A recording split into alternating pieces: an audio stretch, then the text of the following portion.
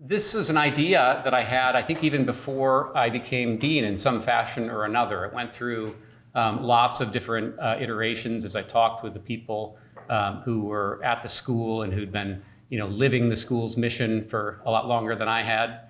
And so it went through various naming stages. Like there was hospitality to the human person in there somewhere, and Professor Kelly's here, and she, among others, said, "No, that sounds like a hotel or restaurant program."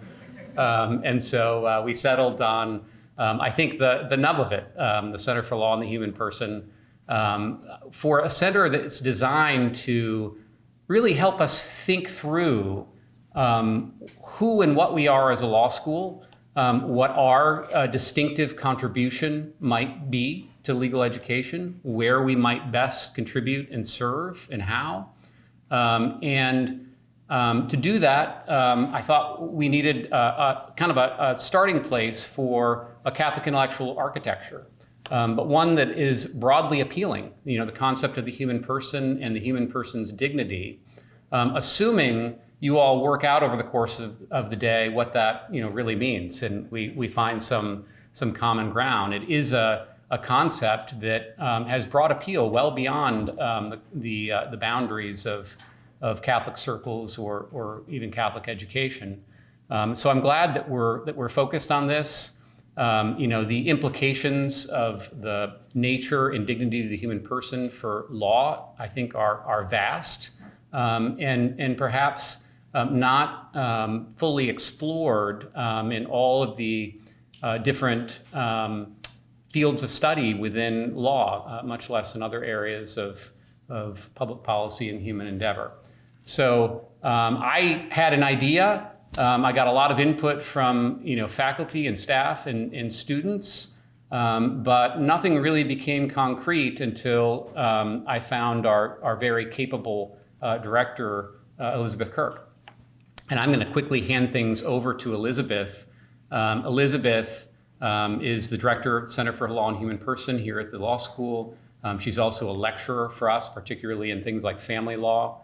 And helps the Originalism in Catholic Intellectual Tradition project, which is part of the center, run the Junior Fellows program, among many other things, which our students were eager to take advantage of and are. Elizabeth, prior to coming to Catholic, was the director and Kowalski chair of the St. Lawrence Catholic Campus Center at the University of Kansas. Prior to that, she was an associate director of the Notre Dame Center for Ethics and Culture.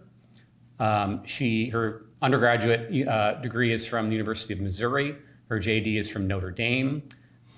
She has taught extensively. She has written. She has clerked. She has practiced. And she brings the richness of all that experience along with her really extensive other gifts to this directorship, and I'm very proud to introduce her and to have you all here. I thank our board of advisors. I thank all of our speakers, and I hope you have a wonderful conference. Elizabeth?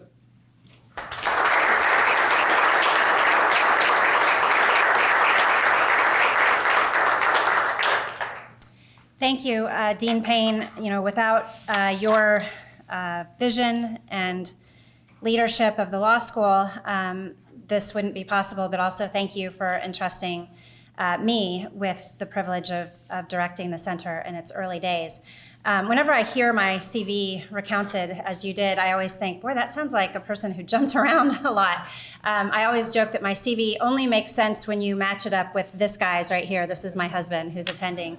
And together, we've been really grateful to serve in a lot of different Catholic institutions over the years. And again, very, very grateful to be here. You're going to hear a lot from me throughout the day as I shepherd the conference along, but I did just want to make a few opening remarks about what the center is, as well as what this conference is about.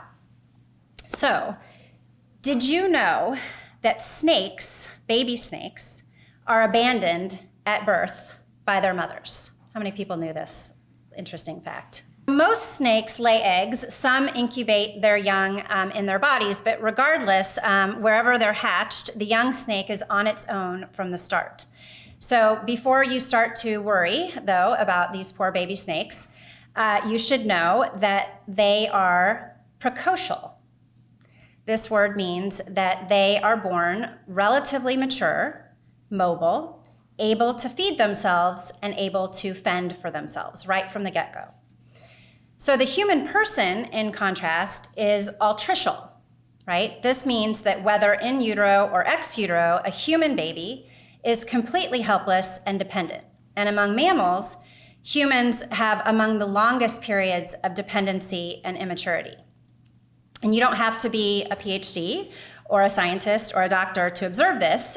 You can be, like Bill and I, you can have a teenage son who you're looking at insurance rates, right? He's turning 16 in the fall.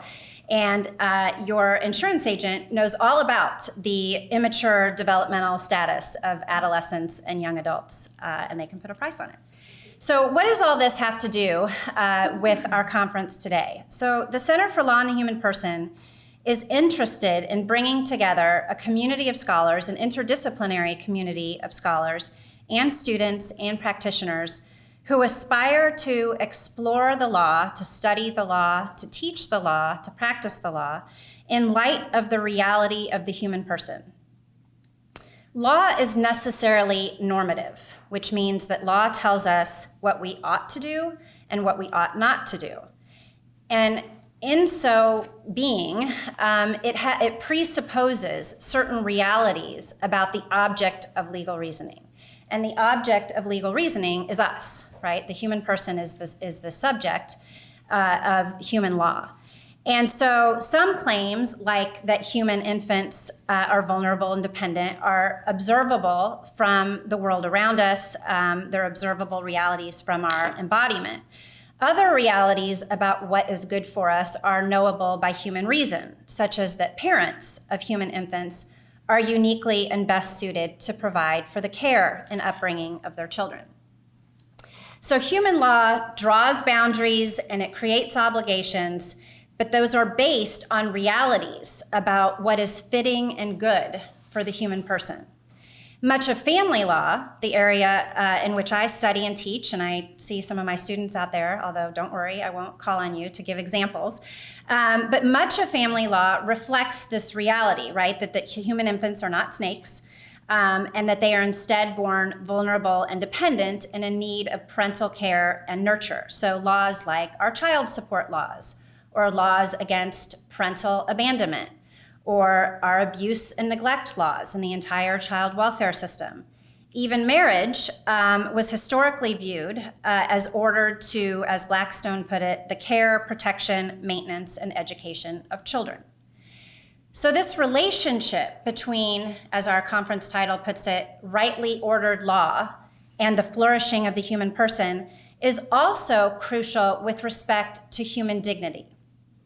In Christe Fidelis Laici, Pope John Paul II described how throughout history, the dignity of man has been ignored or subjected to manipulation and violation, and in fact, entire populations were subject to extermination under the apparent auspices of law.